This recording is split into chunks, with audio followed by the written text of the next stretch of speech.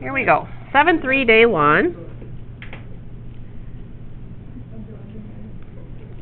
We are hypothesis testing. How come we never had a 7-2 day 2? Because we're having it tomorrow. I am. I'm doing 7-2 and 7-3, day 2 tomorrow. A twofer tomorrow. Twofer? Austin, you say that every day. I think it's true. Sometimes it is. I just do it during school. Oh. It burns my throat. That alcohol thing. Yes, but don't do that. I heard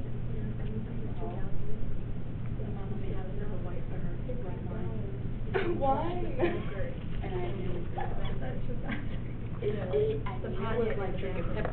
Okay, hypothesis testing for the mean with a small sample, so under 30. Now the one thing that has to happen before you can even do this kind of problem, because we've got that small sample, they have to tell you the population is normally distributed. If they don't, then you can't do the problem. So that's the one thing you must see in every problem, is that the population must be normally distributed. That's that central limit theorem. If you're going to take over 30, the population can look like the coral reef. It doesn't matter. But under 30, it has to come from a nice normal distribution. Okay, if that's the case, the things you need to know, we will be using the critical values, so that's number 1. No, I'll bullet this. The critical values. Wait, is the population normally distributed? Is that number 1? Not really. It's just what you have to be aware of. It needs to be given in the problem. Are you going to be chewing number 1? Is that what you're doing? Nope, I'm just doing bullets. Okay, the critical values here. Yesterday, the critical value separates that shaded from the unshaded. We call those the critical spots, from the reject to the fail to reject. Yesterday, they were z-scores. Today, because we're with small samples, they are going to be t-values. So the critical values are going to be t-values. And then the table for this is in the front cover, or it's on page A20.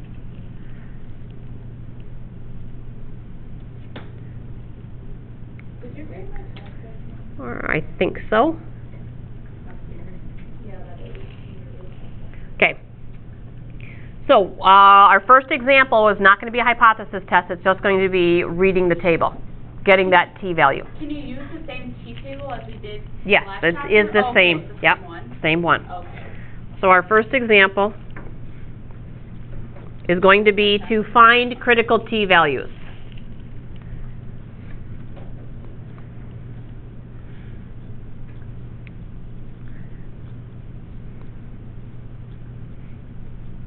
And I'm going to do 3 of them here, because there's 3 different types of tests we do: left tail, right tail, and two tail.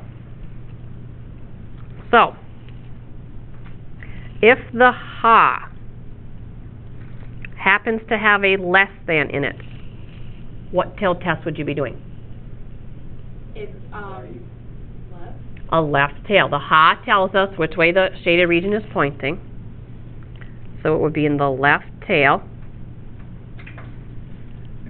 And let's see, we've got a sample size of 14 and an alpha of 0.01.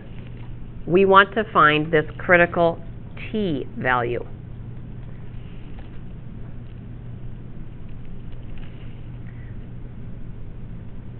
Remember, our middle is still 0. Even though we're in t's, it's the same thing as these. The middle mean is still 0. So you know the shaded is 0.01, the unshaded is 0.99. So the table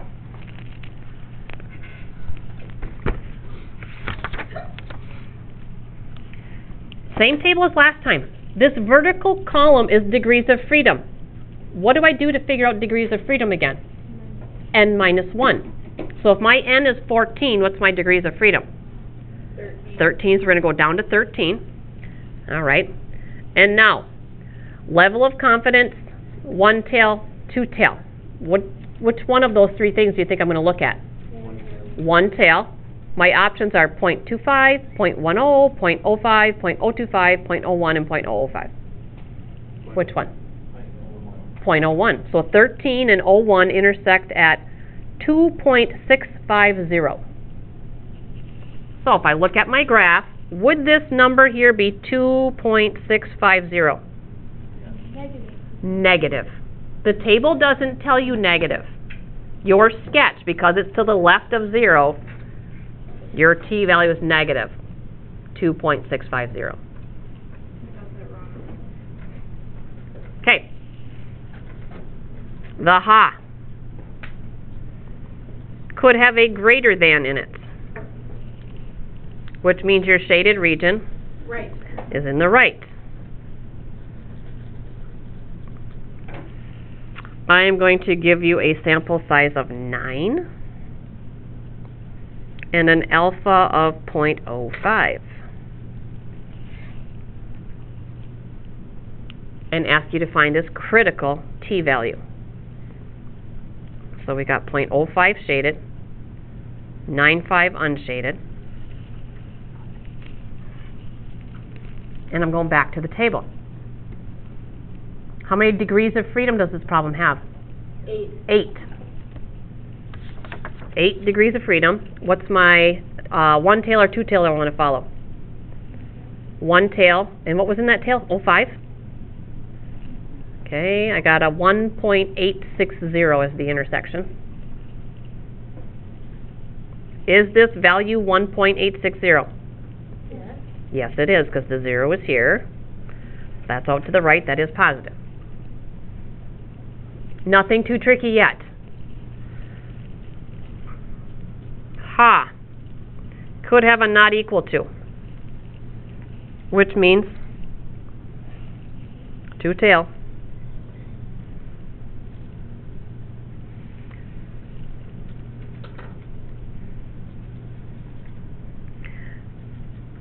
N is 01. Oh, sorry. Alpha obviously is 01. N is 16.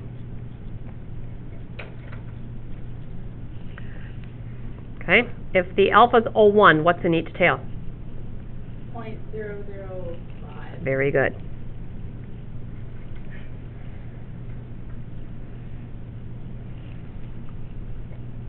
And this is the tricky one. This is the only one that you can kind of screw up. I'm sure I'll find a way. Okay. How many degrees of freedom? 15 degrees of freedom. So we're going down to the 15. Okay. Do I want one tail or two tail? Two tail. What's the alpha in the two tails? 0.01. Because I'm saying two tails, I want the total alpha for the two tails. And that would be 2.947. So this one's 2.947. What's the other one going to be? Negative. Negative 2.947. Could I have done this with a one tail? Do you think? Let's check. If I go to one tail, how much area is in one tail? Oh, look, I'm right in the same column, 0.005, and I go down to that same number. So if you use the two tail, you want the total alpha that's in the combined two tails. If you do it like this, you can look at a one tail and look up what's in one tail and get it right. That's the only one that's got a little trick to it. Okay, so our steps are the same 5 steps as yesterday. The only difference is this critical value. That's it. It's the only difference. Same 5 steps. So, the steps, I'm just going to say steps. Same 5 steps.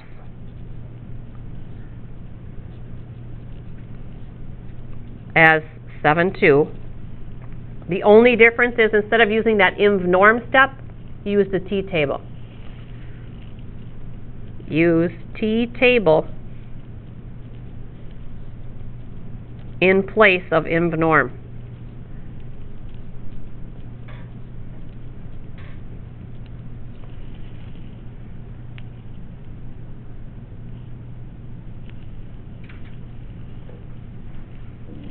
And population must be normal. That's another key thing to keep track of.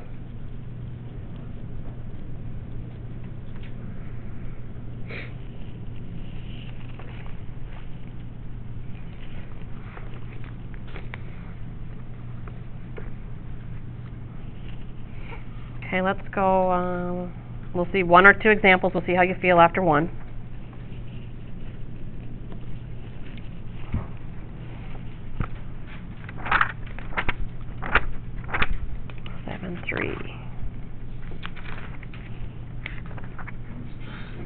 Let's see.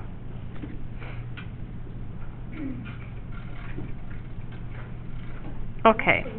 About as much as those examples from yesterday. Where did I get this? 134. Okay. Example 2. Claim being made. About the same as yesterday's stuff, so whatever it took you to do a yesterday one. Claim is that the mean cost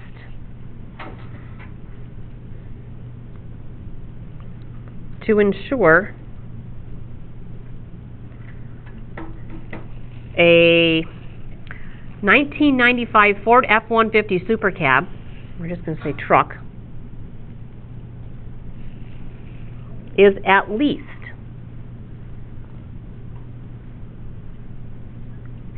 $875.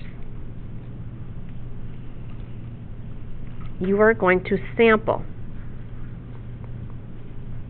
9 such trucks,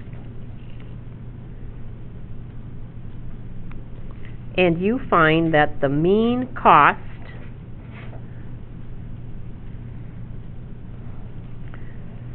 $825 with standard deviation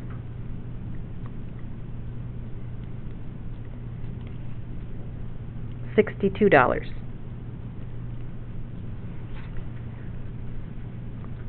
We're going to test this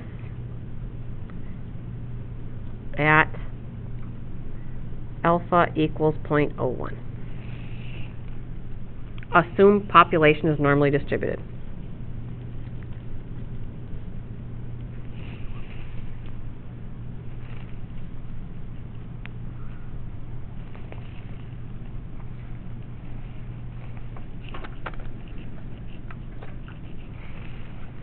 Let's see if you remember the 5 steps from yesterday without looking back. What's the very first thing we do? Write the claim. And this time the claim is about a mean, just like it was yesterday, so I'm using mu. What's at least $875? Greater than or equal to. Making the claim the whole. Okay. Everybody's good so far? So what is the ha? Mu is less than 875. 875. Okay. Step 2. Let's draw it. Sketch. Which one's going to tell me where to put my rejection region at, my shaded region? The ha is telling me to do what? Left tail.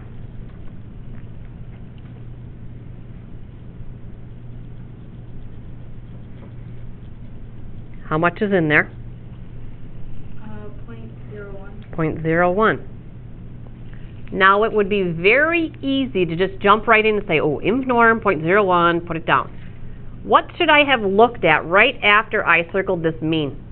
The Sample size. I should have looked at both things that right away, because we've got mean big sample and mean small sample. So just the fact that it was mean, I should have stopped to see the sample size too, because this is where it's going to, this is the step where it's different.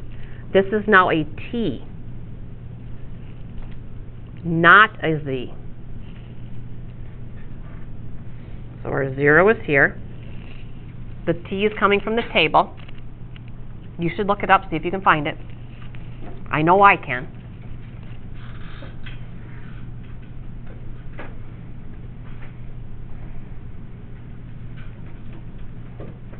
I should really make a copy of the T and the chi on one piece of paper so you can just have it. I think I'll go do that when we're done.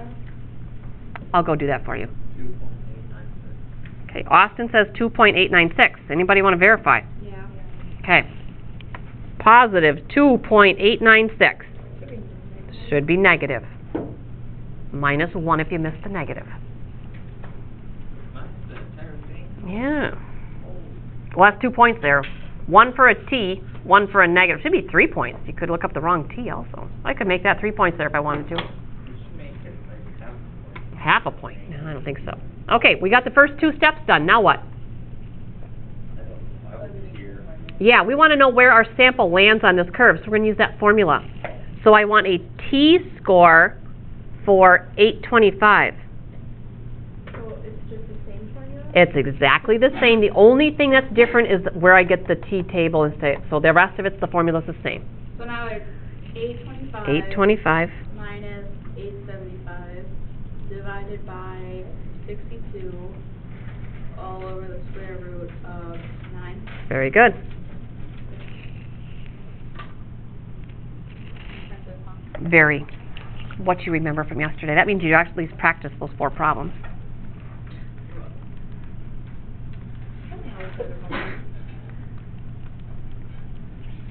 I'm a good kid, Schwartz. Yes, you are.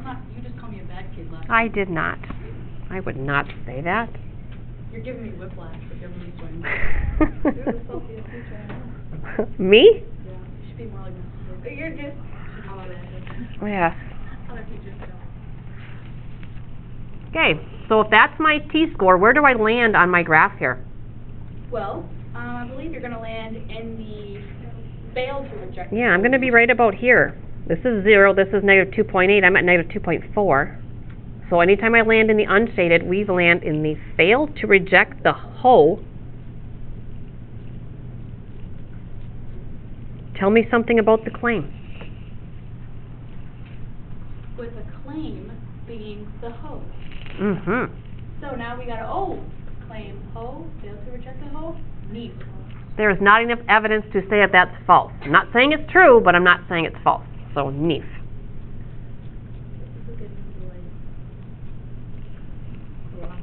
So, and if it were in the shaded region, It would have been reject the whole, and then I would have followed that branch down and said, claim is false, they're lying, untrue. Oh, and then, okay. These aren't bad, are they? No. No, I agree. Do you feel like you need another one, or you just want to No. practice 4 and call it good? Practice 4, color good. Okay, so let me find 4. Let's see. I think you'll be okay, because it's the same as yesterday, except for T's today. Tomorrow we're going to mix Z's and T's together and use program. I don't like that. So it'll all be good. What is today? Tuesday.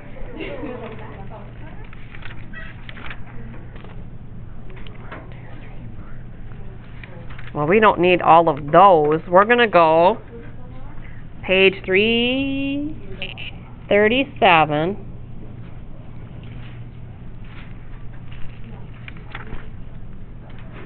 Oh. Let's go 17, That's it.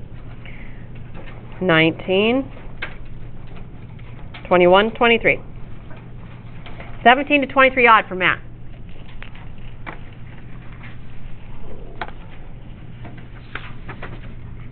Thanks, Doris. You're welcome.